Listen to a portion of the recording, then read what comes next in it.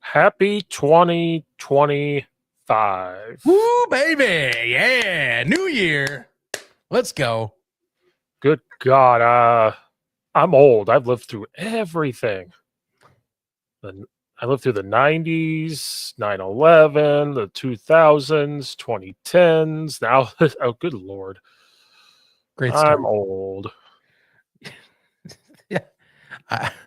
Good start. I am going to feel old officially this year. My big 3-0 is in March. So it's all downhill after that, I'm afraid to tell you. So I hear. Great positivity. I only have a few more months before things go to the gutter very quickly. Everybody's watching the video. I'm wearing an Oregon Duck shirt, so I am a little bit salty right now because that game is it's 34-0 or 34-8 at halftime. Hey. Still got one more half. You never know. I'm just not an Ohio State person, so I usually root for the team that Ohio State plays. I've actually liked Oregon for a few years and been in contact with some of their coaches over the years, so just haven't been able to get them on the podcast. So I'm like, I'm going to root for Oregon. And then what started to happen was I started being in contact with Oregon State coaches. So I was like, am I allowed to like both? Can I like both teams? Go out to Corvallis. Looks like a lovely venue, by the way. Have you've seen on TV then? Oh, I would love to go. I'd love to go to Oregon Stadium. I'd love to go to Oregon State Stadium. But I'm not paying money to go out to Oregon. I know it's off track and it's mostly distracting from trying to talk about this depressing team, but that is one of my life goals is when I retire, just travel the country and hit up as many football stadiums as possible. College, NFL, and in particular, maybe some of the biggest in Texas or like big Ohio ones, like some of those like mega stadiums you see on when you look up like top high school ones. I do. Yeah, I have buddies that do that for baseball. They try to go see all the baseball stadiums. I had an opportunity like 2 years ago to go to Michigan to watch a game, but something was, I can't remember. Maybe I had a football game. I don't remember. I do want to go to Michigan Stadium. I want to go to Wisconsin Stadium. Go to Big House. Yeah. I want to do the Wisconsin when they do the jump around. I want to see that live. Ooh. I've only been to the Bears, Illinois. That's it. I've never been to another. My college, really? Eastern, Southern. Yeah, that's it. May I make a proposal then? My recommendation, if you want another one that's close-ish by, you should definitely go to Lucas Oil in Indianapolis. It is. That's on my list. It's a really good venue. If you've ever heard any stuff like the old school, like basketball like arenas, like high school arenas in Indiana, like the, how they're like the long stretch brick look in the window setup, like that's what they modeled them after, was field houses, and you'll get that vibe. It's a wonderful place to go in like in an early afternoon or late afternoon setting, because the sunshine coming through the window in the back for the main view is amazing. So highly recommend. It's a great venue to go watch a football game. Drove by it when I went to the Pacers Stadium to watch the Lakers years ago. It is on my list. My best friend lives in Florida. He went to a Florida Gators game, not this year, maybe last year. And we were Tim Tebow fans growing up. And he texted me when he got there and he goes, Steve, the seats are so close together. The aisles are so small. He goes, but that's why it's so loud, is because everybody's so close together and it's full and they're just screaming. They do pack them in. Yeah, he goes, and he's like, I'm sweating my ass off. No wonder why it's called the swamp, because it's so hot. Because he lives in Tampa now. Yeah, I just don't have the means and the time to travel, but I do. Wisconsin's on the list. That wouldn't be bad. Madison's not crazy far. I had an opportunity to go to Dallas years and years ago for the Thanksgiving game, and I just didn't make it work. A guy I worked for, the head coach I worked for, he goes every year to that game. So offered and just couldn't make it work. So I've had opportunities. As I get older here, I will go. I'm trying to think if there's a baseball. I was at the last game at the old Busch Stadium. Oh, wow. Okay. That's a pretty big one to have on your list. And I was at the last Rams game in St. Louis. Literally the last one versus Tampa Bay. Oh, wait. You were? Yeah, and I was like I didn't knew this. Holy crap. You were there when they left, like the farewell? Yeah, I was at the last game. It was the color rush. That had to be a depressing day, right? I mean, it was fun for me because we were like 6 rows in the end zone, like only 6 rows up, so we were right there. I mean, sure, but look, I'm just asking because when you say you were there, you're like that's the last game, like the last one. Everyone's like, don't leave, send off posters and all that. It was loud. It was loud. It was packed. They were all about it. I don't know if it's here. It might be in a box. I have the towel, like the original Rams thing because they gave everybody a towel and like a memorabilia thing. I have it somewhere. It's not on my podcast thing. It's somewhere in a box. It was fun.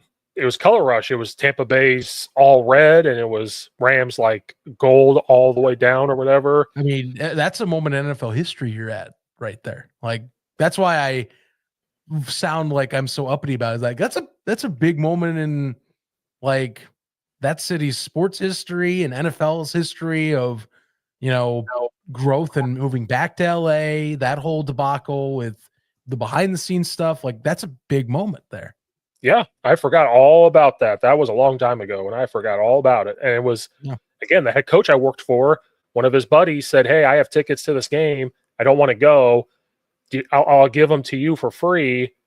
And do you want to take some of your coaches on staff? So he reached out. I was volunteering. So he's like, I want to take all the people that don't get paid volunteering for me to this game. I'll drive us. I'll buy dinner, blah, blah, blah, blah. So we drove down there. We ate in the casino. I've only been to St. Louis for the Cardinals, but I was younger. We walked underneath I didn't know you could walk underneath through the casino, and then it goes up, and then you walk out and there's the stadium. And we were right in the end zone, super close. It was awesome. Wild. I forgot all about that. What year would it have been? 2015. Yeah, so that was a good game. Near 10 years ago now, by the way. Yeah, they defeated Tampa Bay 31-23.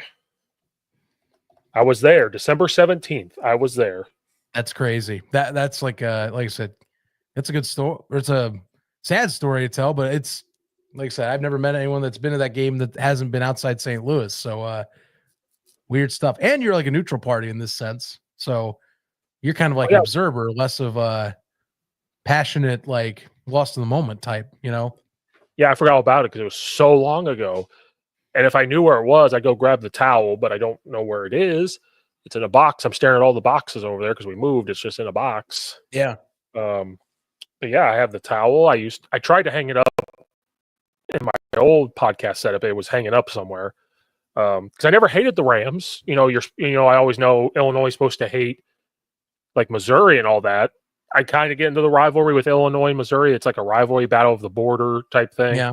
But the Rams, I never hated. Even now, I don't hate the Rams. So it was still cool to go, and to be at the last game. That's what intrigued me. I was like, oh, well, first of all, he's like, I'm driving. They're free tickets, and I'll buy you food, and we're going to come home. And I was like, yeah, yes. Buy tickets and free food that you sold me, and it's football. And I'll honestly, never tell me it's a football game and tell me where I need to be. I'll never forget. He's a farmer. He had a nice big truck. We're driving down. We're kind of in traffic. The road we need to turn on is like right up there. And he goes, screw this, and drove onto the sidewalk, drove around in the church. It was awesome. What in the world? It was awesome. He's like, there's no people, right? And I'm like, nope, there's no people. It was only like 2 or 3 cars ahead of us. We've been sitting there for a long time. Like nobody was able to turn left. I don't know what was going on. So he's like, screw this. And went. And he goes, we're country boys. So he's like, welcome to country boy driving. The people behind me were like, "Oh my god!" And I'm sitting there going, "Yes, do There's this." no people. That's wonderful. Oh yeah, you unlocked a memory there. I forgot all about that. I mean, see, like I said, you can't just get by and say, "Oh, I was at the last Rams game in St. Louis." Like that. That's something any football fans are like. Wait a minute, now I'm not gonna just let you like say that and not ask about it. So No, it was an awesome atmosphere, and there was people chanting "Please stay" and all that stuff. And but being in the end zone too was cool. The way it's set up. There's not a bad seat. There's no bad seat in that place. You could see everything. So it's funny because like I have been to Edward Jones post Rams absence. Right.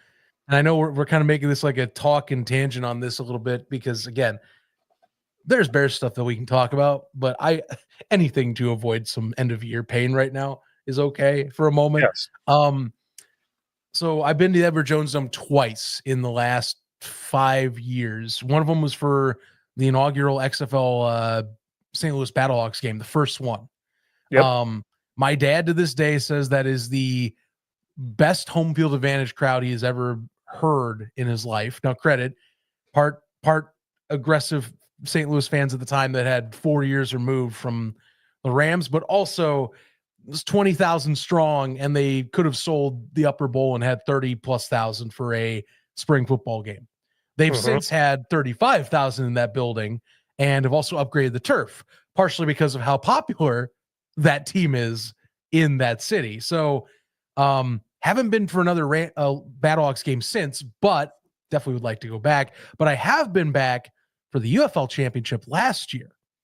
And what I will say, and what is crazy to me, is if you go to the upper levels. So I got lost in the upper levels going to my seat because they opened it up for the game. All the stuff that's up there is like a time capsule from the late 1990s. They have changed none of the vending up there. That's awesome. All the signage and everything. It's like you step back into like 1999. That's awesome. All the bright, goofy colors and wacky font for like some of the concessions. Some of the stuff has clearly not been used for near 10 years because of the just need for it. But it's kind of cool. Just to that's step awesome. back and like just to imagine that when it was filled up, when like the greatest show on turf was there for a second. That's what I was imagining. Yeah, I had no quarrels about the stadium. It was probably smaller compared to others, smaller like Soldier Field and all that. But the fact that we were in the end zone, could see everything. I'm looking around and I'm like, oh, this is a place where if you sat up top, you could still see everything and like get the feel. That's how I feel in United Center for the Bulls. I've set up at the very top. You could still see everything. You just can't hear as much down there. You can just hear the ball dribbling, kind of. But still, I related to that. So yeah, I was there. I can't believe that people chant, "Please stay," and there were people upset when the game was over and the players kind of waved and everything. And yeah, I forgot all about that. It was a good game. Yeah, that one was a good one. I can't remember. Was Jared Goff the quarterback? No, was it? No, quarterback. I don't. Jameis Winston was the quarterback for the Buccaneers. Yes. I think Goff would have been. No, wait. No, because his rookie year was in LA, right? That doesn't. Yeah. Keenum, that's it. Chase Keenum. I was going to say because Goff came in with Fisher, but it was 2016. He was a rookie. It was the first year they went to the Coliseum. Yeah. So I remember. I didn't think he was in St. Louis. Chase Keenum was quarterback. Jameis Winston was the quarterback. Todd Gurley was still the running back. I got to see Mike Evans play. It was like he was on the team, young.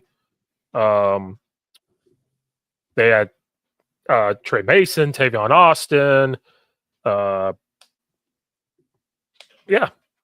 Mike Evans. Who else? Doug Martin was running back. He would have been peak Robert Quinn, I believe, as well. Before he was a Bear. Yep. That was a long time ago. Can't believe that was 2015. 10 years. That's what's going to be crazy. This year's it'll be 10 years since the Rams left. Like that feels like yesterday still to me. You know? Yeah, because then they did the Hard Knocks thing on it, after that, and showed that whole process. And um, I want to say Jared Goff was on the team though, but I don't remember. I did double check. He was definitely not there.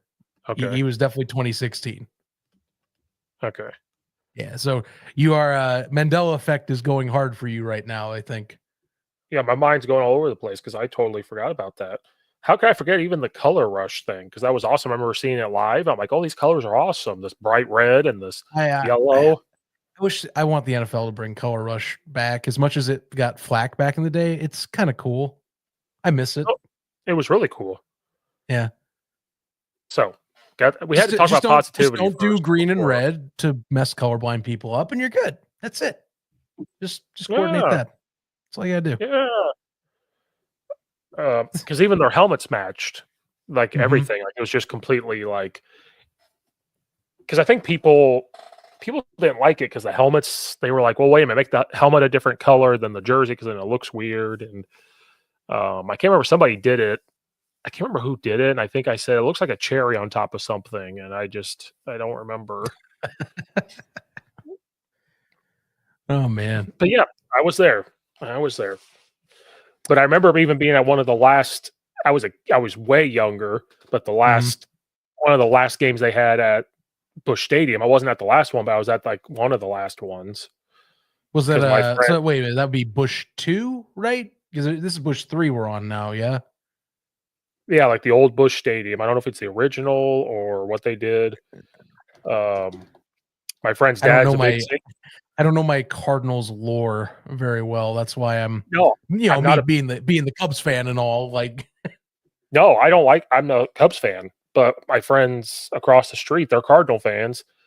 The dad wanted to take all of us to a game. He wanted to be at one of the last games there, so we went. And he took stuff. He took straws. He took this. He took this. And in his garage had it set up like this little thing of like original old Busch Stadium, and like had all the stuff. Hmm. So I got to be there too. Nice. Yes, so you were at Bush 2. Bush 3 is the current iteration that started up. Where was Bush 3 built? 2006. Yeah, I would have been 15 then, 14, 15. Yeah, last game in Bush 2 was 05. Yeah, I was 14, 15 years old. Wow. And then in 2015, I would have been 25. So maybe that's the thing. Every 10 years, I have to go to one last thing. So I'm 34. So that means next year, something's going to close. So I think this might be an opportunity for you and I to discuss a good meetup. I want to go to Highmark Stadium before they close it. It's the last year Highmark's going to be open this year. Oh, really? Yeah. And that's like one of the last like true old school NFL stadiums. I would love to see Buffalo play. And it's Buffalo, which their fans are freaking amazing. I got a buddy or two that's up there in Western New York too. Might have to talk about it because I would totally be part of. there. I would want to go to Bill's Mafia right away. I'm beelining right to Bill's Mafia. Oh, my buddy in Florida might go too. We're all about Bill's Mafia. We should talk. I think this is a good thing to see if we can make this happen. Well, I was gonna laugh because watch next year they say, "Oh, last game at Soldier Field," and I'd be like, "Oh, I gotta go."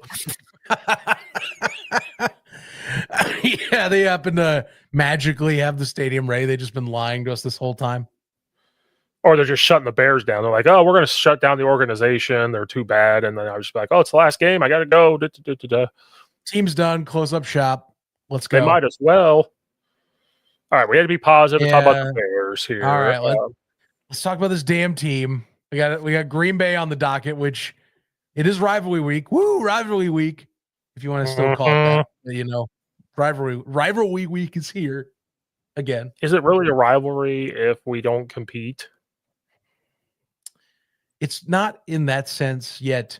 History says it is because of what we have. Lately, it's not been though, but So there's a couple things to talk about. Not a ton, just a couple things. We could start with the Bears Green Bay, because then there's a couple other things to discuss that I have read on Twitter, whether it's true or not. Bears versus Packers. This leads to a question that I've seen posted a lot, and is, should the Bears not play Caleb Williams? Because why would they want to get him hurt? And they already know what they have with him. It's your future.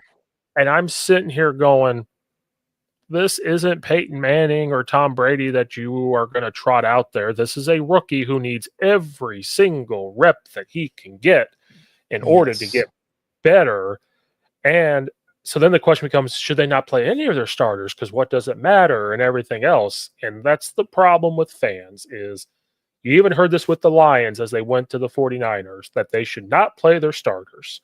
And Dan Campbell said it perfectly afterwards. He said, it's not fair to the backups to go in there and play when they're not ready to play. Yes, they get reps, but the starters get most of the reps.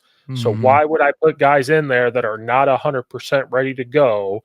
And then you cannot play non-starters at every single position because you just don't have that many. And because of their injury list, they're already playing backups to begin with. So he said, is it fair to play starters with non-starters? None of this seems right. So we're just going to go in there and play to win the game. And now they're in a position to get the 1 seed. So now they're definitely going to play their starters. So he even said, like, if I didn't play the starters, then we're in this position to get the number 1 seed. They just had a time off, and time off isn't always a good thing. So I love Dan Campbell's statement to that. And look what happened. They beat the 49ers, got their revenge. So this whole notion of, let's sit Caleb Williams, let's sit Odunze, let's sit so-and-so, because why does it matter? Well, it matters because he needs all the reps he can get. So please quit asking the questions and putting the stupid stuff on there of like, rest him. What are you resting him for? He's a rookie. He needs all of it. No, I don't see a reason to sit him. I think that I'm the same way. Let the kid go out there and look, try and get something positive. You have so little to go into the end of the year with that is worth a damn. And look, you can still mess up Green Bay's season by taking a loss. They still have to play for seeding, by the way. So do you really want to go in there and just put up another lame duck performance? Or come in there and say, you know what, throw in the towel against our rival. It's a little different. I know that we have not played Green Bay to snuff in a while. It's been a minute. But you still got to play your rival. This is your historic rival. It's the oldest rivalry in the NFL. It is to me when good, the best rivalry in the NFL. It's not right now, but I still think it is the best in the NFL, to my opinion. And you can't go in and just lay down and die. Like that's not how you do rivalry games. I know it's the NFL, it's not college, but it's still a rivalry game. This game matters. People play tougher in these games. Players get aggressive. They know the stakes. They know the history of these franchises. You just don't. So Caleb's going to play. It's silly that was even brought up. I know it's a different NFL than it was 20 years ago, where now it's about a little bit more to the management side. It's not to the NFL, it's not to the NBA extent of management, but I think the conversation of management comes up a lot more because people see these injuries. We also have social media that exacerbates even more injuries and impact. And so you just talk about them more, but you don't rest them. Green Bay is not going to rest their starters. Why the hell should we rest ours? Right. Right. And you're also, by the way, getting paid. There's players that have incentives on the line that while I do not have them readily available, is it fair to tell those guys, hey, rest, we're just not going to pay you? Like, that's the part that I say, like, you're really going to tell them to rest when maybe there's money on the line bonus wise in like the most crucial week of the year for bonuses, which is going to be brought up at some point where you're going to see Schefter reeling out bonuses that got checked off from games this week. No, they're not going to rest. It's silly to even bring up that notion, and I'm with Dan Campbell on that. The more he does stuff where like he does things that are like supposedly against the media norm, I'm like, no, I think he's doing things right. Like today, every show that was on the morning slate on FS1 ESPN, I just double check clips and all that. They all said Dan Campbell was crazy to start starters against the 49ers, and it was a reckless mistake. But here's Dan Campbell, same again, like your point saying, why put my backups in this bad position? Why take my guys on offense who are freaking killing it right now out of their flow? That doesn't make sense to me. And you're expecting that coming off of them resting, they're going to be instantly ready to play Minnesota, who, by the way, played last week and is also just as dynamic and is as crucial of a game as ever. Plus you have a defense that I think is trying to learn how to play best with the talent it has left, even if it's getting Anzalone next week. Like that, play your guys. More often than not, it seems you're better off just playing your guys and keeping them on the field and keeping them fresh and active mentally and physically. Well, how many times did the Colts sit Peyton Manning when the Colts were always 12-4, 12-4. Well, how many times were they 12-3 and they decide to sit their starters and then they come out and don't play well in a playoff game because they're out of their flow? Look at Oregon right now. Like they had time off, and then Ohio State plays a week or so ago, and then Oregon still has yes, if people think that the line should do that because they're so banged up, but they're already playing their backups, so it didn't matter. So Dan Campbell said you have to cross your fingers and hope that guys just don't get hurt. But this is coming from Dan Campbell, who was a player too. So when he says these things, it's like it's coming from a player perspective. So I always believe, unless you're like 14, like if you're 14-1 or something, you already have, now if they already had the 1 seed locked up, they already have this locked up, then there's an argument to be made. But they don't. There's a lot at stake, So it's, I think, one of the more competitive playoffs I've seen in a while, Oh, yeah, it's going to be fun. Like, I'll be honest with you. I look at like even the division leaders, and I know the South's been a bit of a lower like record-wise type of play. But remember, Tampa Bay beat Detroit. Tampa Bay has also played well against opponents in the season. I know Tampa Bay would not be their opponent to start. It would, if they went down to 5, they'd be playing I'm being a doofus. They would play Tampa. Regardless, my point is, all the opponents that are on this list, you're better off getting that bye where you can, and fighting for it and seeing who you're going to play out, It's not going to be an easy slope. The NFC is the tougher, I think, of the two conferences to get to the Super Bowl anyway. Well, there was a picture put up of like the most points put up in a conference. The NFC North is winning that. Like they put up the most points. And I think I tweeted, with no help from the Bears. This is no help whatsoever. No help from the Bears at all. No, sir.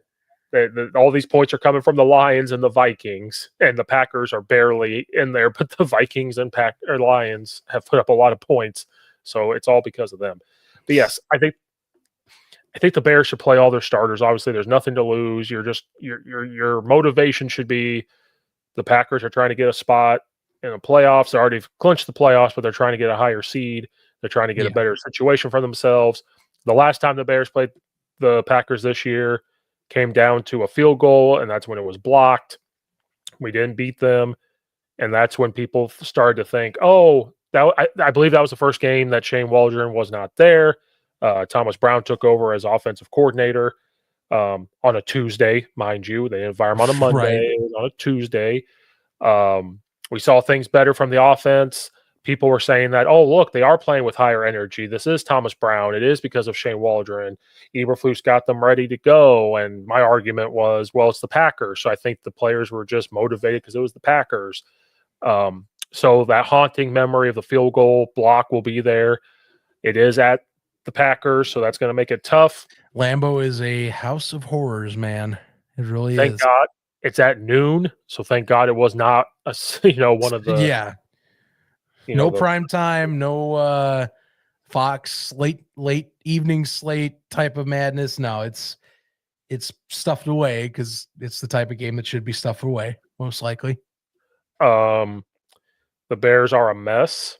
The Packers have figured out a lot of things.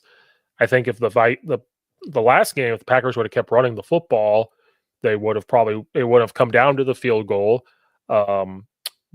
Bears O-line is still questioned and banged up.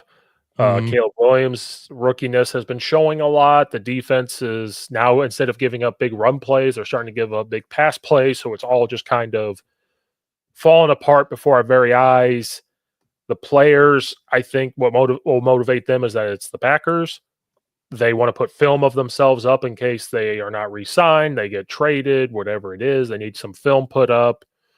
Like you said, there's our incentives and contracts, so they want to complete their seasons and get some bonuses. And then they kind of want to ruin the Packers season. But kind of like the past couple weeks, especially after what just happened with the Seahawks, there's nothing. I'm going to watch the game because it's Bears Packers. It's history. You want to watch it. It's the last game. I want to get to the offseason very quickly. I want to see the moves to be made. I want to see a head coach. I want to see what happens with Ryan Poles, which we are going to discuss here in a minute. Oh, yes. I have no positivity for this game. The way the Caleb Williams has been playing, the way everything's been going, I don't see it coming down to a field goal again. I think the Packers are going to be motivated. They want to stomp the Bears at home. Aaron Rodgers is desperately ready to tweet that the Packers still own the Bears. He's desperately waiting for that. The one thing he can put a feather in his cap for the year. Be like, yes. At least they still own Chicago. At least there's that. Still own Chicago. Packers, there's not much to talk about. The Packers come out and run the ball. They play action and get their big pass plays because that's what we're giving up. If the Bears don't come ready to play, they don't want to move the ball. They can't run the ball. Caleb Williams is not hitting guys that are open. If we can't pass protect, if Caleb Williams doesn't move, is not comfortable in the pocket, Packers are going to win by at least 2 touchdowns. And that's what's just going to end up happening. And it's not going to be fun. I want to say they win by 2, but recent Green Bay performances, I'm almost throwing my hands up and saying it's gonna be another one of those like tease games, like back during the NFC North losing streak of what ifs or silver linings, where we're gonna have another game where maybe we keep it close.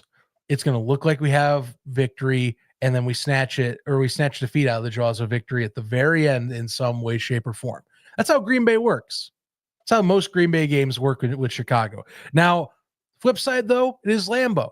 Generally, the blowouts against Green Bay happen at Lambeau Field. Yep. Wouldn't be surprised either if the 2-touchdown loss happens there because, let's face it, Chicago doesn't play well at Lambeau. It's very rare this century that they play well at Lambeau Field. So, maybe that does happen. Maybe we keep it close, but money is it's probably going to be a loss. My question is going to be, how well do you play on this front to keep that record sack total as low as possible? Because it's already number 4. And Caleb actually got asked about it this week and said, "Don't blame all on the line, blame it on me." Which again, analytics shows it is definitely a chunk of it is to blame on him. Someone did the calculations and they claimed it was 45% of the total sacks this year are on his shoulders. But man, I don't know. I mean, imagine ending the year with 70 sacks, which has only happened, 3 times in NFL history. Yes. And again, if I have time, I kind of want to watch the entire season on film and break down like who it would be on myself and try to, I really want to do that. I want to get on YouTube. I want to break down film. I want to show, I just got to figure out the time. And if I really want to, if I want to put myself through that even of like watching this, but that is a big step for Caleb Williams in leadership. Like, one rule you don't do as a quarterback is put any blame on the O-line at all. So I'm glad he was asked that question. I'm glad he came out and said it was unfair to put all the blame on them, because you don't do that. You just don't, because that's, regardless of how bad they might be playing, that's what you'll do. I'll never forget in high school, we were struggling. We were winning, then we were struggling. We were in the huddle. Our running back said something to all the O-linemen, like, "Could you please block somebody?" And the captain, I was like a sophomore, junior. The O-line captain looked at all of us, and he was like, "If you touch anybody on this next play, I'm going to beat your ass in the parking lot." So we all, the next play, We all did this. We were in our stance. We just went, whoop, bam, right into the running back. He got pissed, so he said something else, and the guy looked at us and he was like, if you touch anybody on this play, we're like, we know. So we did it again. And he Did like walked a over longest yard. You did the longest yard to the guy. it was. And the guy looked at the running back. He goes, yeah, you done talking? We're all run off to the sideline. The head coach is livid, just freaking livid. So he says whatever, and the guy goes up to the head coach. He goes, Coach, this is what happened, blah, blah, blah, blah, blah, blah, blah. And the head coach goes, all right, just don't fucking do it again. Like, and because our O-line coach, our head coach played O-line, so he understood. So he was like, just don't do it again. I see your point. Counterpoint, stop killing my running back. He's like, don't do it again. So that's the number one rule is you don't talk about the O-line. And that's awesome for Caleb Williams to come out and say, like, some of it's on me too. I don't recall Justin Fields ever saying that. Well, I think what's great about this is what I like about Caleb is he's very direct and is not afraid to say something that he knows is going to be addressed, and knowing that, you know, he can take blame for it. It's not trying to like step around or like be cryptic. I don't like guys as often that are like these cryptic message types in professional sports. Say what's on your chest, man. Like there's ways you can get stuff off your chest without falling into like a media frenzy, you know? Oftentimes a lot of the cryptic stuff or like the misinterpreted stuff, which Chicago media loves to spin, by the way, that's what would get Justin in trouble, is he would say something, but he wouldn't be clear enough about it. And so like people would take it one way and then you have to go back out there and go, no, that's not what I meant. I'm sorry. I actually meant to say this, blah, blah, blah. And it's like, okay, well, did you, or were you just trying to like do that because the team's telling you now, you know? Whereas Caleb, it feels like he's saying what he means to say. And, you know, he's not trying to spin around the issue or anything. Like, that's fine. That being said, I'm with you where like, hey, something definitely will need to be worked on with whoever comes in to coach. You know, the line does need investment. Yes. Again, Ryan Pohl's problem, by the way. But yes, the sack issue definitely has to be discussed because when you're almost half the reason why you're getting sacked, that's a problem. You know, that needs a little bit of nerd. That needs a little TLC. Speaking of Ryan Poles, you and I talked about Ryan Poles on the last one. Oh, yes. The clips got made, and there was a couple from that I thought were good clips. Ryan Poles has been brought up. The first thing I want to bring up is, and I'm going to butcher everything, so just bear with me. There was a report that said that now Ryan Poles is going to be like one of the main people for the head coaching search because the McCaskies have stepped in and said they want Ryan Poles to be the guy to do it. Kevin Warren will still be involved. Kevin Warren will still be around to talk to these guys that he will interview, but it's going to come down to Ryan Poles because that's what McCaskies want. I didn't know if that was true or not, but then I started to see it everywhere, and this was like 2 days ago, or however long it was.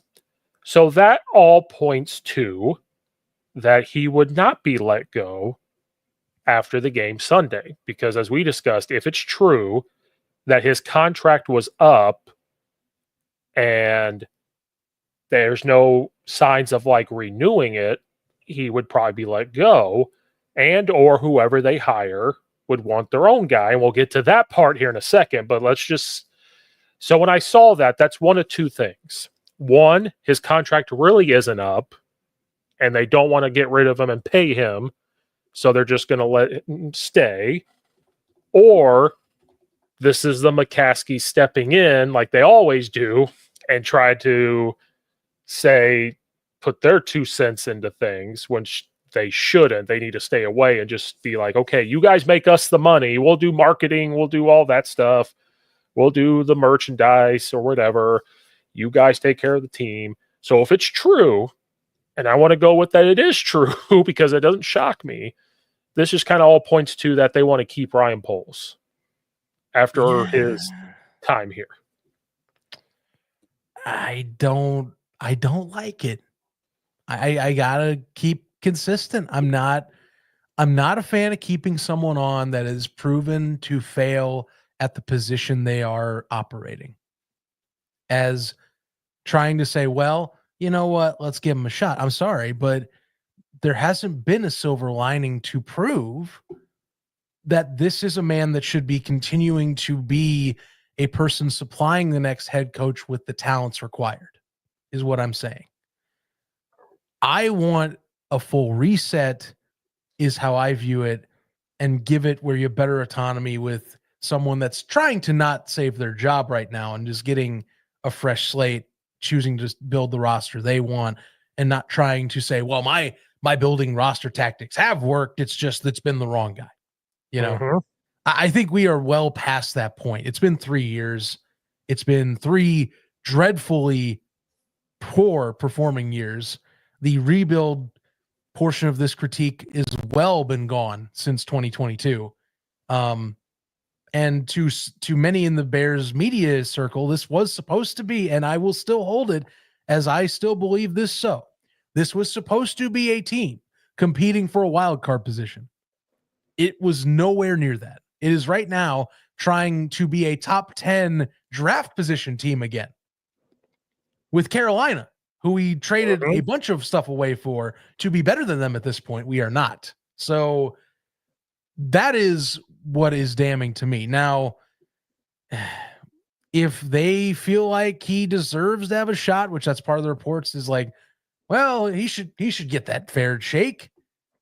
Whatever. It's the McCaskies. Clearly they do whatever they want.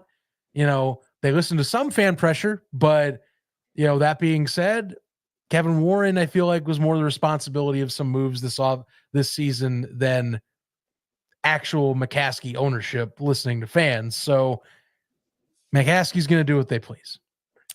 Well, But I did tell you, I fear that Kevin Warren or somebody was going to say, "Hey, we're going to give you another shot at this. Let's start fresh here."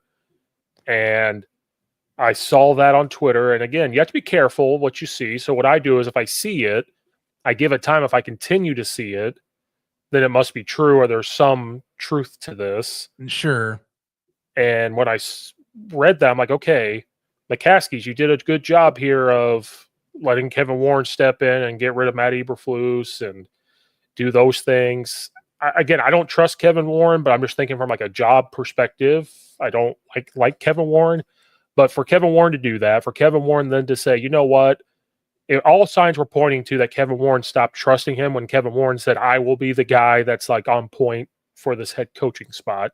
So all signs were pointing that a new GM was going to come in, whether it was Kevin Warren picks him or a new guy that they hire for a head coach wants their own guy to come in.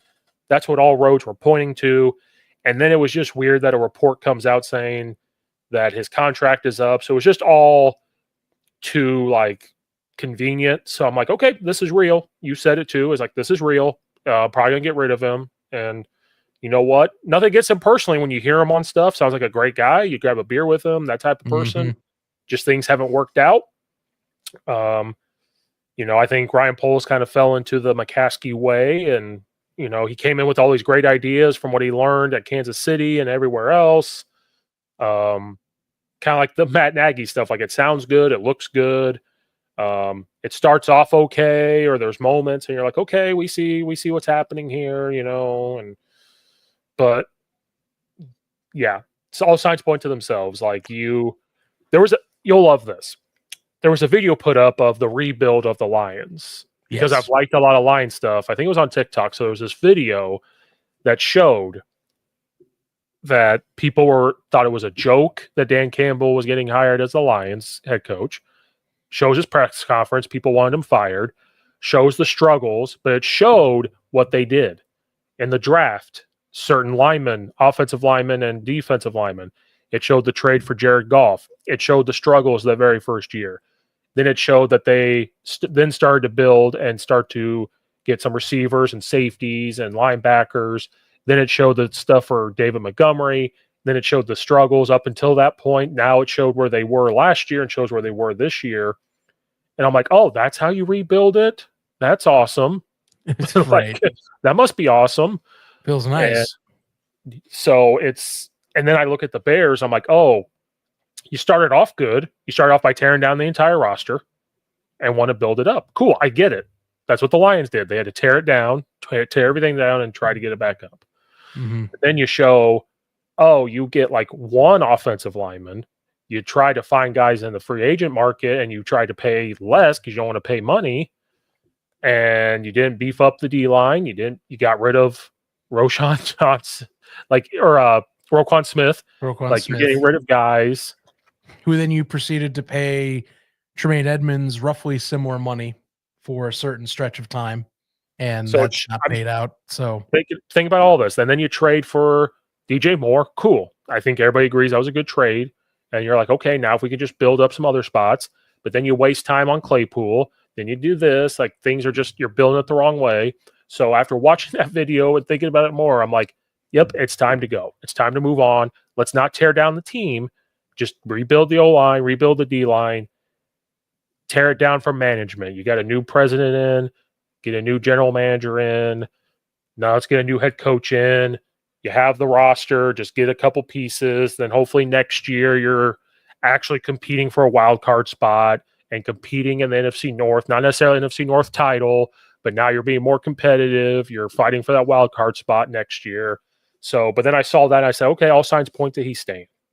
So, yeah, I don't know. I'm just kind of drives me nuts. And what's driving me even more nuts now is it's this recent report, which I don't know if it's totally true. And this is why I'm going to put a massive asterisk behind this. But fellow gentleman by the name of Charlie Campbell, who has made several NFL rumor reports over the years, came out with a rumors tab himself, claiming that while Ben Johnson wants the Bears job, Ryan Poles has, quote, reservations about it because Johnson may push him out of his position if hired. And that Brian Flores would be the more ideal candidate because they, as you put it before we got on here, were teammates, and also Kevin Warren worked with Brian Flores in the past during his time in Minnesota. So again, I put a grain of salt. I also put a grain of salt because of all places I saw this to pick it up, it's Sports Mockery and Eric Lambert, which if you know Eric Lambert in this space, Eric Lambert is widely inconsistent on reporting and choosing what rumors to follow for Sports Mockery. So take it as you please, but I digress. It's out there. People are talking about it. Quite frankly, the only reason I even consider this as somewhat realistic is because you're somehow, if he keeps his job, he's got to be he is the hottest seat of any GM seat going into 2025. Do you really think you pick someone that gives somebody an option to say, hey, my way or the highway? Right. When you could pick the very friendly and very well-working and very, he has a proven track record-ish head coach in Brian Flores, you know? That's why, like, the whole tweet, rumors I'm hearing on the Bears head coaching via team sources, which who knows what that is. Right. Again, you don't fully know. Lions OC Ben Johnson wants the job, which I don't know if he wants the job. He just said he would listen to the Bears and is interested. Ryan Poles has reservations. There's a lot of belief that Johnson would push Ryan Poles out. Johnson is said to want Commanders assistant GM Lance Newmark as the GM. Newmark was with Johnson in Detroit. Poles has a history with Vikings DC Brian Flores, and Flores is a top candidate for Poles. So if this is true and it's out there, McCaskey would have to know about it. This is not good that if you're like, hey, let's not hire Ben Johnson. Like, what do you think's going to happen when you interview for a head coach like that? Like, they may want to bring somebody in, but that's why when you interview them, maybe they decide not to bring that up. You don't bring that up to them. Like, do you want your own guy? Like, if you're talking to them, because then I saw something yesterday before this even came out that Johnson would be willing to work with Ryan Poles, whether that's true or not. But I saw that. I mean, I saw that one too, but it also implied that Ryan Poles would take a back seat and basically be a yes man for Ben Johnson at that point. Right. You'd be almost an assistant GM where you're doing the dirty work. You're going and doing what the coach wants. You're not making much decision making anymore, is all. Which, sure, keeps your job, I guess, if that's how you want to run things. But seeing that, if it's true, and we're gonna talk about, like, we're gonna have fun with this. Let's say it is true. I don't know. I don't believe it's true, but you just never know. But before even that, before I saw that Johnson was going to work with Poles, if this is true, this is a bad look that you're kind of pushing somebody away that's pretty good at calling offense, pretty good at building an offense. In your situation, you would think you want to be open to all possibilities because you need to make a splash hire, right? You can't hire a lame duck coach again because you hired a lame duck coach in John Fox. Mm-hmm. I don't know if Matt Nagy was quite a lame duck hire, but it was pretty close. But he didn't hire him, right? This is completely different. You hire Matt Eberflus, lame duck hire. You have to make a splash with all the problems that have happened. You should entertain all possibilities. And this is just kind of like a dick thing of, yeah, you want to keep your job. I get it. But you can't go into it saying he is going to want to bring in his own guy. Like, Ben Johnson may not want to bring in his own guy. He's an offensive coordinator. This isn't a head coach that just got let go for whatever reason and wants to bring in their own guy, right? Like, you never know. He might not. You never know. So, like, if this is true, this is a really bad look. Yeah, if true. I still am holding out for Black Monday personally.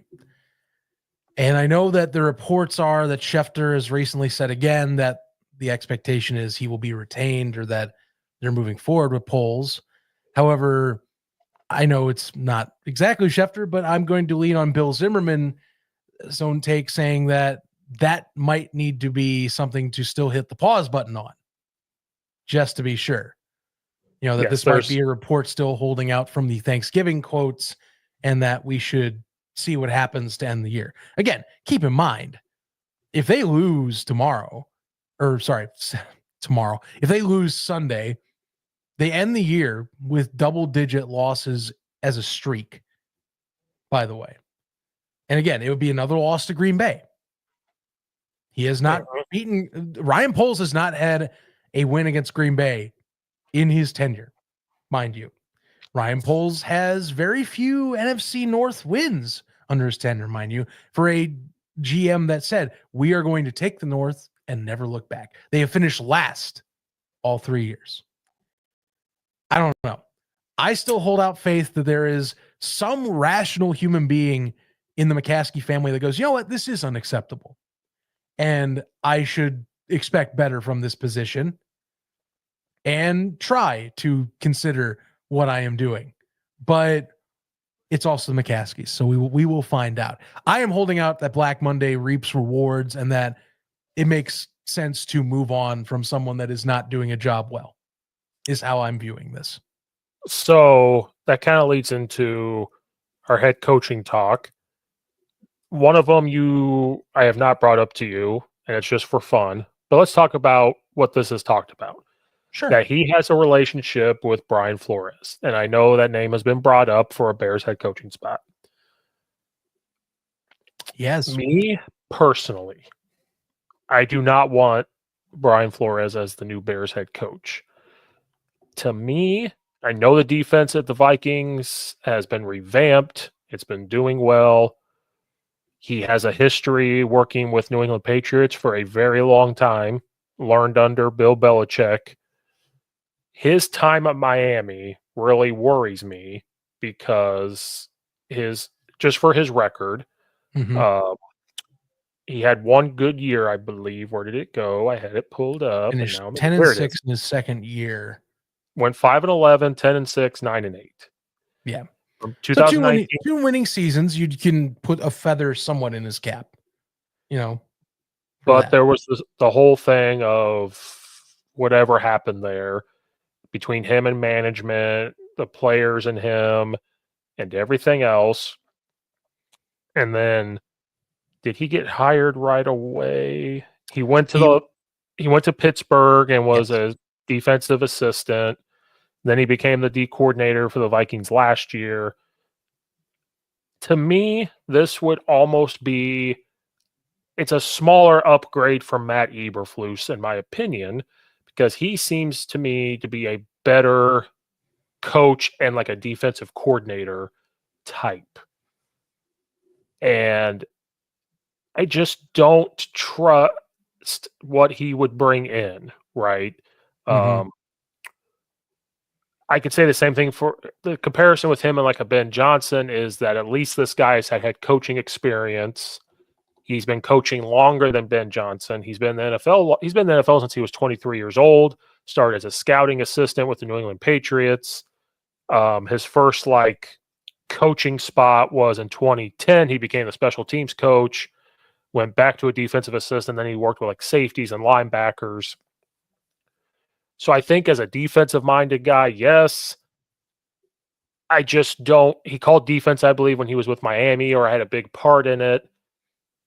I understand they did okay, but I can make the same argument with Cliff Kingsbury if you want to look at records and everything else. Mm-hmm. I just don't know if that's the right person to bring in to fix the problems that are happening because of stuff that happened in Miami. I don't remember quite everything that happened, but I do remember there were some things happening, and I just don't know. I think again, kind of like Matt Eberflus, I think he's just a better coordinator, Mm-hmm. in my opinion. And I just don't think that's your splash hire, right? Like, I don't think. Isn't that the risk? That's the thing. Isn't that the risk with him? Is you're stepping into, dare I say it, potential to run the same thing over again we just had for 3 years. Now, Yes. someone's instantly going to be in my ear, but Zach, Matt Eberflus never was a head coach. Brian Flores was before this. He has done all this. And I will say to that person, you are absolutely right. But we're back into the same cycle as before. Who's running the offense? Who's the offensive coordinator? Do I trust Brian Flores to bring in someone that is going to do that? Now, your other argument would say, but Zach, you argued Pete Carroll would be someone to listen to. I'm like, you're right. Difference is Pete Carroll has a proven track record with multiple teams and multiple levels of football that he For a long knows. time. Yes, he knows how to recruit an offensive mind. Again, Shane Waldron might have been a bust in Seattle, but when he brought Shane in, Shane helped develop Geno Smith into what he is. And I know Geno didn't have as an amazing year as he has in the past, but Geno Smith is a starting quarterback in this league for a reason.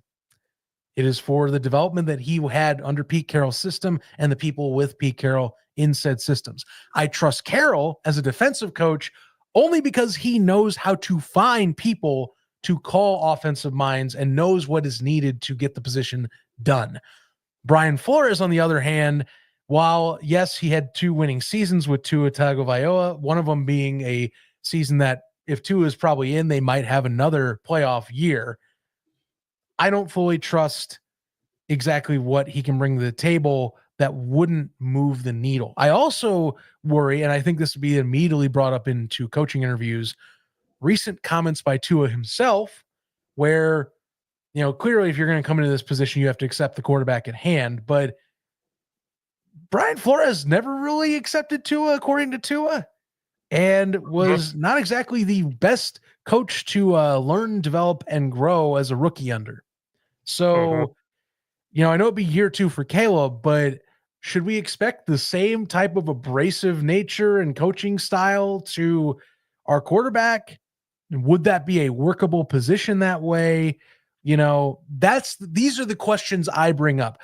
If you want to just go on the whole set of laurels of the defensive end, oh yeah, no, Brian Flores, you bring him as a coordinator, that's going to be a boon on the Bears defense 100%. But the thing is, we can't do that again. We are trying to fix the issue on the other side of the ball that we have not fixed in previous. I think Flores stabilizes that side of the ball again, but we're going to be in the same trap unless he has a offensive coordinator that's looking to move up from an assistant role, or an offensive coordinator looking to find a more, I would say, beneficial position in the league that needs to go there. I don't trust that. That's the problem. You know, he's going to be a candidate. He's going to be a candidate very well talked about this year, but I don't think Chicago is the right place for him to be. And so here's what was said. Tua said that it wasn't good for his growth, made him feel like he doesn't belong. But it said often making players feel like they don't belong by constantly criticizing them. Motivation style reports that Flores used a very aggressive and critical coaching style, which it can be effective depending on who they are. The negative comments coaching style believes he's created tension within the Dolphins locker room. And, you know, then the other stuff started to come out of they asked him to tank. They add, you know, the racism stuff. That part's not on Brian Flores. That's the management, the Dolphins. We don't want to get into that. That's a whole other can of worms. But you said the nail on the head that you need somebody to come in that now let me say this. Coaches can be they can criticize you, they can do this, they can do this. But in today, I'm not saying that we need somebody to come in to be a soft coach. We need somebody to come in to give a swift kick to the whole Bears, which is what we need. Grab the bull by the horns too. I mean, that's the thing. Right. He would do that for the defensive side of the ball. So his coaching style probably works on defense. But you know what a good comp I'm thinking of right now is, just based on historical listening. I know it's an easy to think just because Bears, but Buddy Ryan always was abrasive towards Mike Ditka, and part of that was just, you know, he leaned on his guys and coaching his unit, you know, and it was he expected the most out of you, but you know, kind of created an internal rivalry that way. I almost feel like that's Brian Flores' mentality is, you know, I coach this unit hard. They respect my instinct. You know, maybe it doesn't go well for all other sectors of a football team. Right. And I'm trying to be careful how I say this because I am on board saying that, and his name got brought it's so weird how sometimes this name doesn't get brought up a lot, then all of a sudden it gets brought back in, is Mike Vrabel. His name is starting to pop up a little bit more. Kevin Byard's gave him a resounding, like, a pitch just yesterday, I think it was. Yes. Because people still think that we need a coach that's going to develop Caleb Williams. I agree, but can you also develop the whole team, right? Are you just because they brought up Mike Vrabel for this reason. His contract is up for this analyst role or whatever it was, advisor role. But he also was helping on the defensive side of the ball. Apparently, he was helping the offensive line out. Apparently, he was doing other things. So he's just a football coach. Yes. And so that's where his name is getting brought up a little bit more. So they're talking about, can he develop Caleb Williams? I'm not saying he's going to develop him fully from a technical standpoint, but I guarantee you he will motivate him. He would know how to talk to him. So my worry about Brian Flores is, yeah, you could probably figure out the defensive side of the ball for sure. I'm not questioning anything about his defensive stuff. He is a brilliant defensive mind. But he's another person where it has not quite worked out as a head coach working under Bill Belichick. So that's another worry. I know you're at the Vikings right now. You're learning things there, which is awesome. Maybe you'll be revamped. Maybe if you're a head coach again, you're revamped. You're going to do things different. You understand. I want coaches to coach hard. I coach hard. I don't want him to be soft. I don't want the players to be soft. But in today's day and age, it doesn't work with everybody, even at the professional level. You have to coach everybody just a little bit different. You watch Dan Campbell do it. He talks to guys differently. You watch Shanahan do it. He talks to guys a little bit differently. I just don't think this is your splash hire. I don't trust that he would be the right person for Caleb Williams in the development just from his track record. You'd be taking a risk there because right now in the Vikings, he has no talks with them. He's on the defensive side of the ball. He's just a good coordinator, and you're risking that we're about to do this again because you just did it with Matt Eberflus. Now I get it. Ben Johnson, never been a head coach. I get it. Ben Johnson, can he be a guy that can command like an entire locker room? Can he be a guy that gets the whole team ready to go. What's helping me kind of lean, I still think Mike Vrabel's number one, Ben Johnson number two on my book. What I like that I'm seeing more and more for Ben Johnson is there's more and more videos coming out of how he interacts on the sideline. He does like talk to everybody. So that's kind of making me like, if I was going to be excited no matter what if they hired him, but it's kind of leaning towards, okay, he's moving up. I still think Mike Vrabel, but Brian Flores would just, I'd be like, it wouldn't excite me to hire this guy.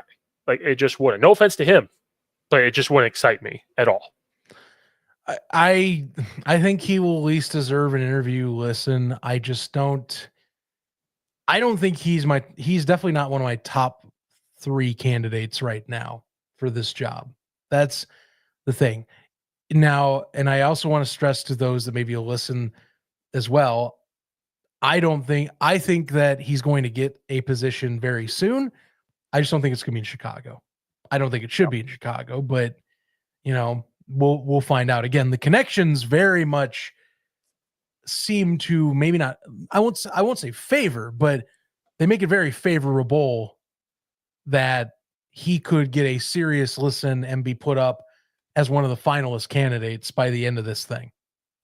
So do not be surprised if you hear Brian Flores' name coming back for like a round 2, just from knowing Kevin Warren, from knowing Ryan Poles, again, the success this year in Minnesota, you can go through all of it.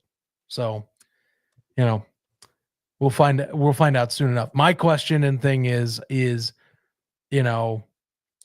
Ryan Poles leaves, how much of a candidate is he looked at as? And I think that that's the thing. If he's not there, I don't think he's looked at as much of a candidate. But if Ryan Poles is there, I think we have a different conversation entirely. Yeah, I don't know if fans would be excited about that hire at all. So I know some people that are. I mean, I have consistently for the last several months had 1 or 2 of my friends that have said, you should hire Ryan Poles. Or sorry, you should hire Brian Flores. And I say, yeah, you know what?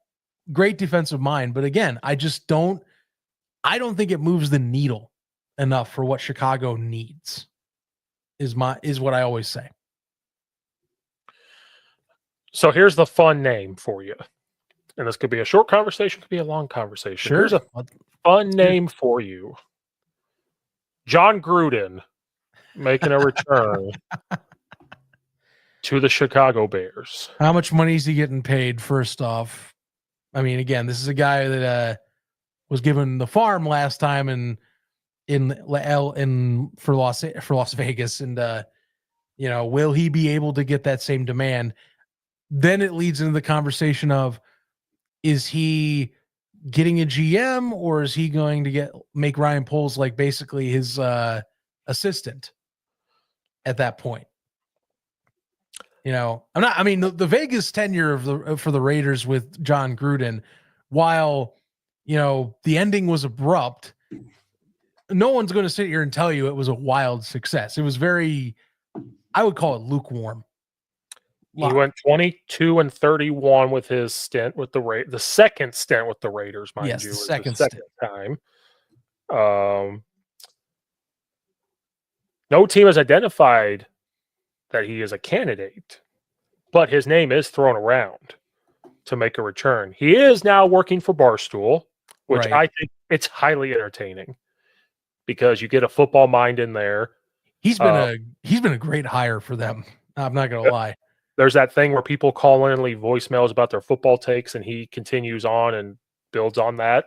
And I think it's awesome. He's figuring out, and he's always done his own thing. Like he has this Chucky thing where he talks about teams and breaks it down.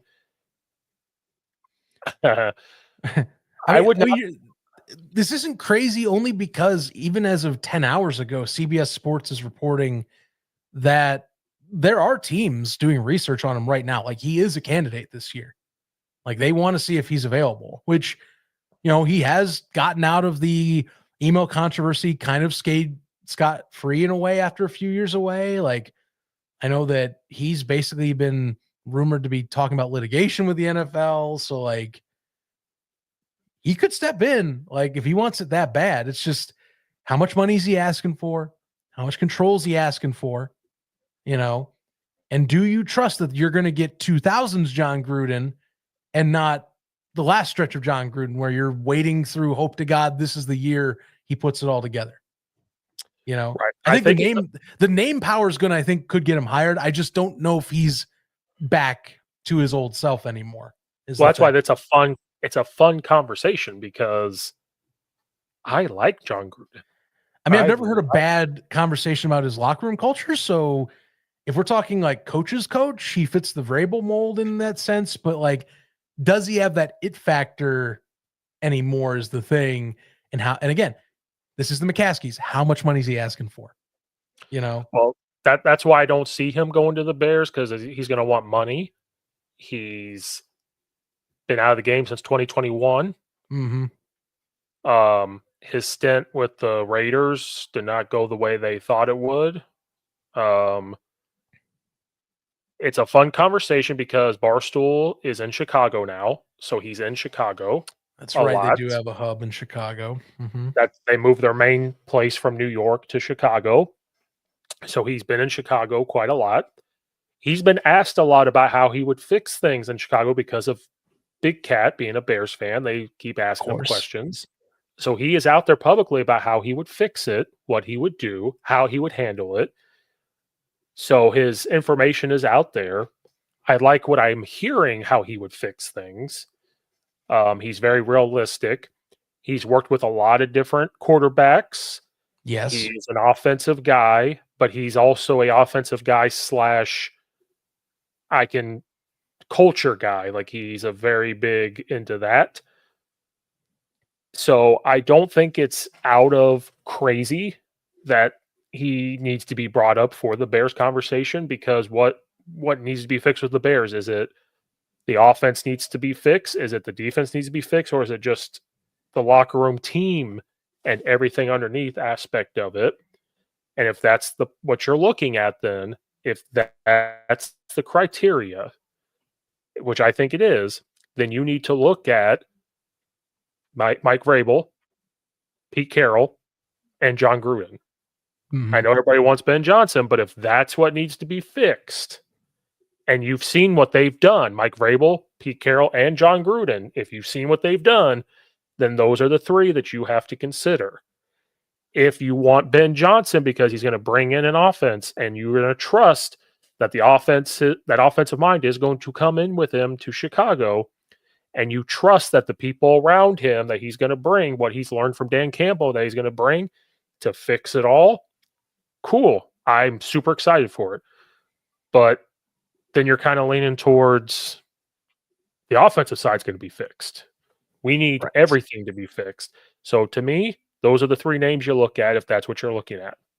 With Ben Johnson. I'll put Ben Johnson in there just because he's a hot name right now. But then those are what you look at, in my opinion. I'm not going to say that Gruden's not going to get a look, but I really do. Again, this is where I get in my head. Maybe the McCaskies aren't this way, but the McCaskies, I feel like if that's one, from any time I've ever heard coaching about them, I'm not trusting they would pay up for someone like a John Gruden. You know, that's my only gripe, which is maybe, besides Kevin Warren's stance, probably why maybe they wouldn't pay up for a Jim Harbaugh, because he's going to have a price tag to come along with it. So that conversation aside, I do want them to talk to him, I think.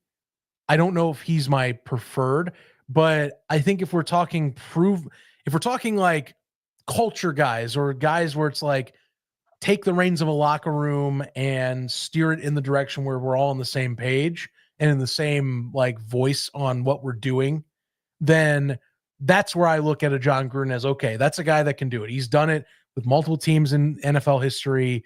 You know, he's been away for a few years. He's been studying film and consistently been in the NFL sphere still, and clearly is showing enough interest where he would want to come back. You know, teams want him. It means he has to at least have shown that he kind of wants to be back in the circle. You know, and again, he got unceremoniously canned for, well, some very alarming emails that got leaked out. Whether or not the NFL did it purposefully or not, we'll find out maybe someday. But, you know, he was still in the midst of a large deal and was still in a rebuild-esque state where people were like, maybe 1 year here, he's coming close. So we'll see. I don't know if he's the top guy.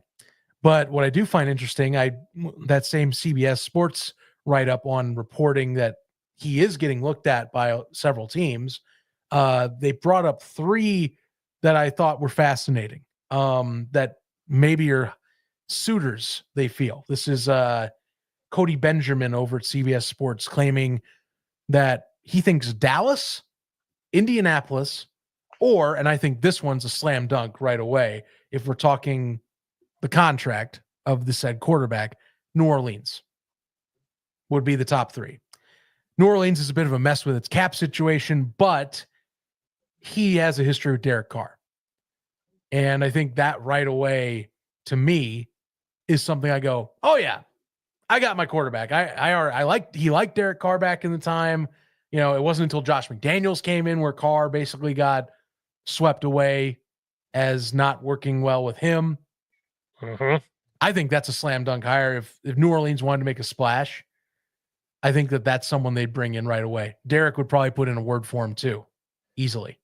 I think it would be Saints, Dallas, Chicago for John Gruden.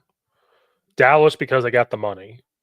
And Jerry Jones would want to make a splash hire as well if he doesn't bring back Mike McCarthy and wants an offensive guy in there to like do that stuff and like a guy to build the team. So that's why it's Dallas. Second, Saints because of Derek Carr. Right. Well, keep in mind, Derek Carr, so I'm double checking his contract too, because I think this could make or break how they view maybe the Derek Carr connection. So Derek Carr has, after this year, he has 3 more years on his deal with New Orleans. There is an opt-out after 2020. He has 3 more years, including this year, so 2 more. He has an opt-out after this year if he wants to in 2025. So if things were not amicable and you feel like Derek is your guy and you just need to build the offensive line, which, let's be frank, the statistics are showing that New Orleans' offensive line is a train wreck, and Derek Carr has had no time the last 2 years to get passes off, which is what's led to injuries, by the way. Maybe you keep him around. But John Gruden, think about it, gets 2 years with Derek Carr. Mm-hmm.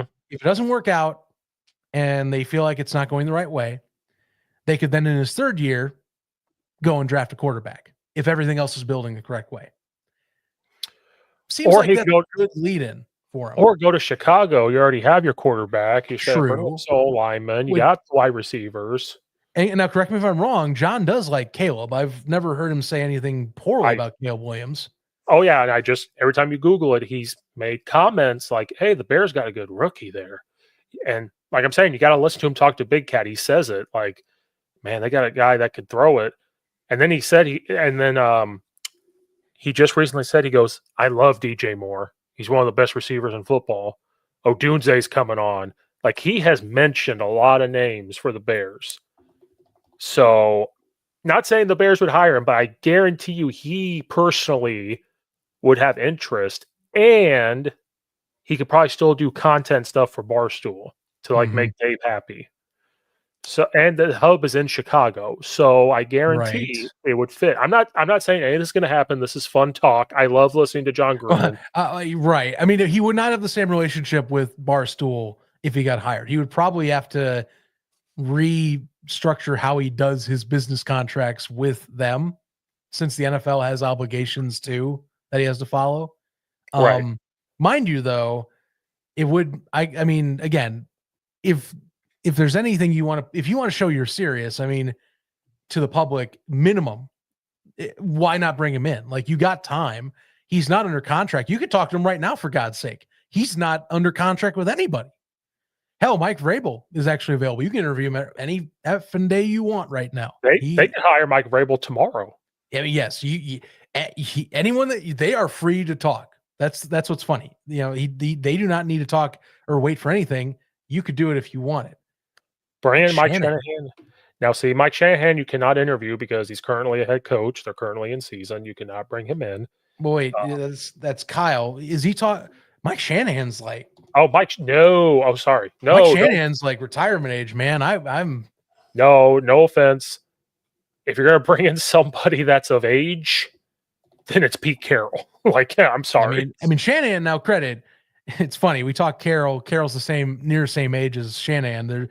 Carroll's 73, Shanahan's 72. Difference is Shanahan's been long out of the game at this point. He's not coming back. He hasn't been in any role since 2013.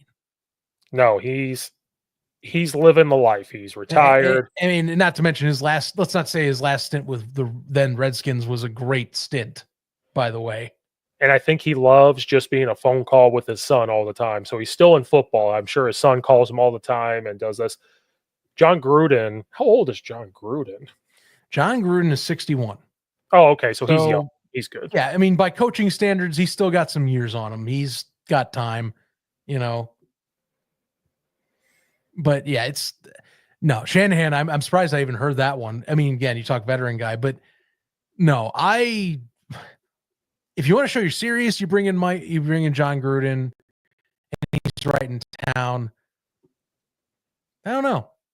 That's one I do think that's like a candidate to keep an eye on because he's kind of just like a wild card right now. Hey, now that I've brought it up to you, that's all you're going to think about. You're going to talk yourself into it like I have. Yeah. I've talked myself into it. I'm not saying he's number one. He's not number one. He's not number two. He's not number three, but he's up there. He's top 5 for me. He is up there that you need to consider talking to and seeing what he's going to bring to the table. He's one I want to hear. I want him at least to have sit down with a cup of coffee and then see. He's at Chicago. He's in town. That's like you're convincing. He's in town. What reason do you have not to talk to him? Hey, I might go drive around Chicago to see if I bump into him somewhere and just be like, hey, go find Chucky. Go find Chucky for a clip. Ask him if he's got an interview set up, when he gets that interview set up. You know what I'm going to do right now? Because he has Twitter now. My one request is do not bring Mike Mayock in. Leave him alone. Yeah, I believe him alone. Clearly, Mike Mayock was a better draft analyst than he was as a GM. So, that's my one thing with John. I still would fire Ryan Poles in a John Gruden scenario and reset the whole thing. Just pick someone that's in the NFL right now and not sitting on the sidelines trying to play GM is my advice. So, actually, where is Mike Mayock these days? I feel like ever since he got fired that's a name I haven't heard in a long time. Like he was on NFL Network and he just disappeared. Like let's see here. He was last exec with the Raiders in 2021. And then his media career. Yeah. So this is weird. He's disappeared off the map. Like he never went back to NFL Network. He's just done. He hasn't been in the scene in 4 years now. So I do have an idea for the Bears defense coordinator, no matter who gets hired, unless it's Brian Flores. I think the Bears need to make a run at Robert Saleh. And that's a popular name that's floating out there. Now, his name is brought up for head coaching spots, and we don't have time to talk about that, but I'm thinking, what if Ben Johnson was hired and then convinced Robert Saleh to come as the defensive coordinator? Guy that's head coaching experience, good defensive mind, trust that he can just run that side. That sounds like a good combo. A lot of people have suggested that combo with Ben Johnson, pick Saleh as your DC, and then figure out what you're doing with GM. And I like it because, again, we know Saleh has a proven track record as a great defensive coordinator. So that, if you were somehow to land that, I'm on board. Why not? I think that's a man that would solve your issues that has been going on with Eric Washington, where Washington's not fully equipped to me to be a good coordinator right now.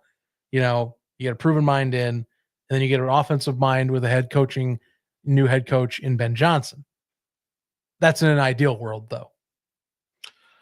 I even think if you hire Mike Vrabel, if Vrabel can talk to him, and bring him in too. And that's fine. But with any conversation on proven coach, we go back to who's your OC. That's the only thing you gotta be hanging on bated breath with. Who's the core offensive coordinator? That would be the question. Well, I have heard, and I know I've been here for a long time, and I know you work and I'm on vacation. I mean, I got time, but I it's a good conversation because I'm curious here now. I've heard, and I'd have to find it. I don't know if it's true. I thought I heard somewhere. What if Mike Vrabel was hired? I'm adding in Robert Saleh myself as the DC. Somebody said McDaniels as your offensive coordinator.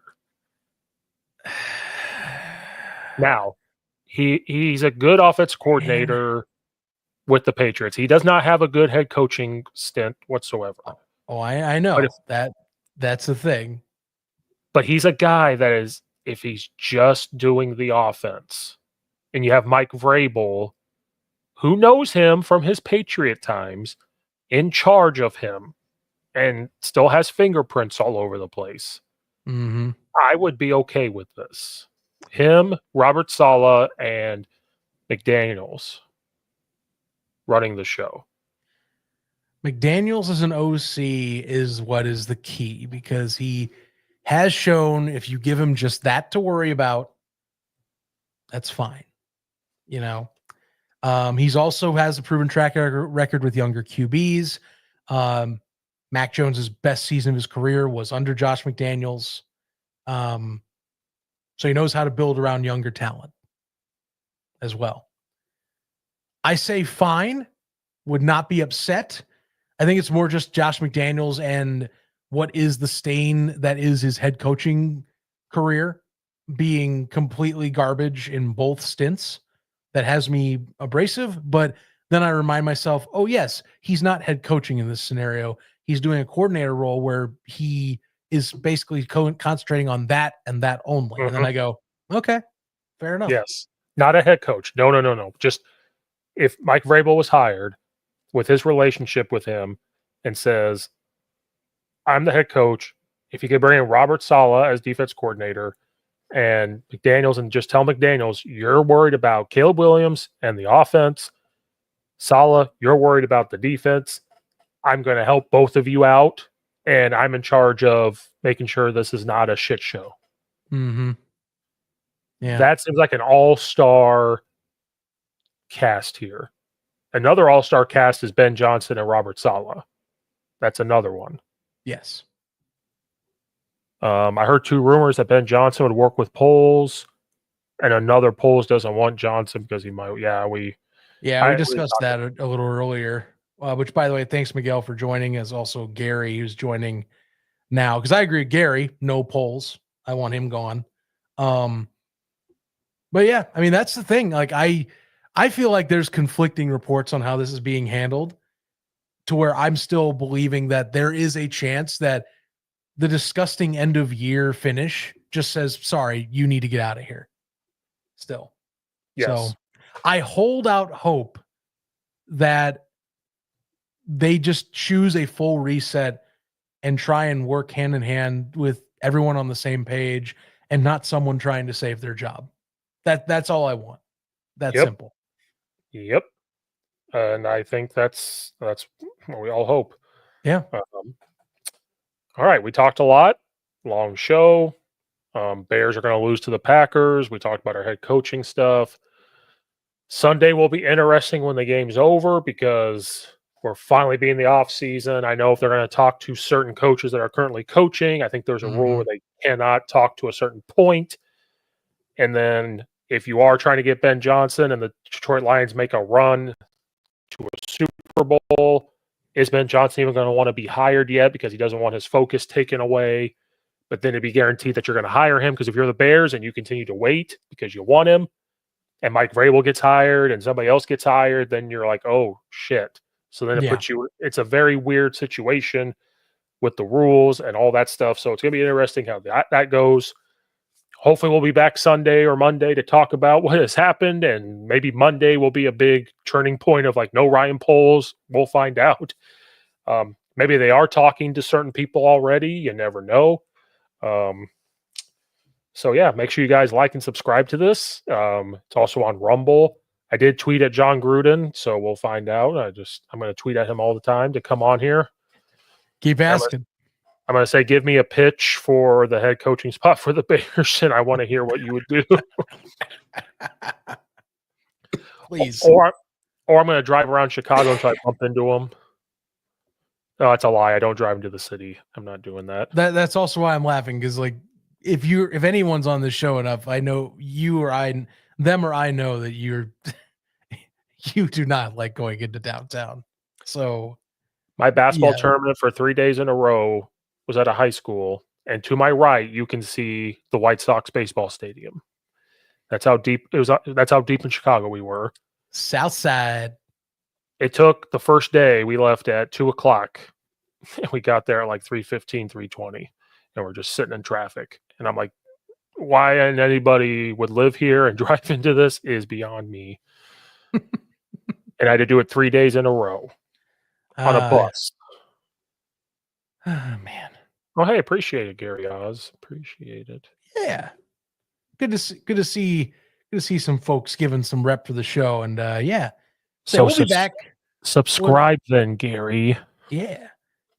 Make sure you subscribe and hit that bell, because like I said, next show we do, like Steve said, it's probably going to be post-game / Black Monday update to see what's all going down. So you definitely want to tune in for that, because I mean, hey, we're in off-season mode somewhat right now. We're 1 foot out the door. Once that Green Bay game ends, we are fully out. So, get ready with us. We're ready for it. It's time.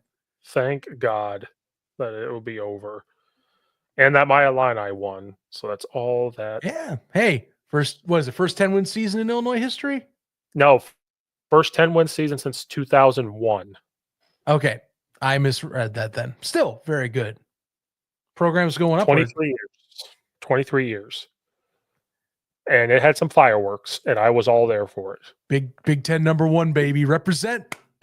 So I'm talking. And Oregon's going to lose. Fuck. Hey, no, someone had to lose. It's just Oregon clearly did not show up. Nope. All right. We will see you guys next time.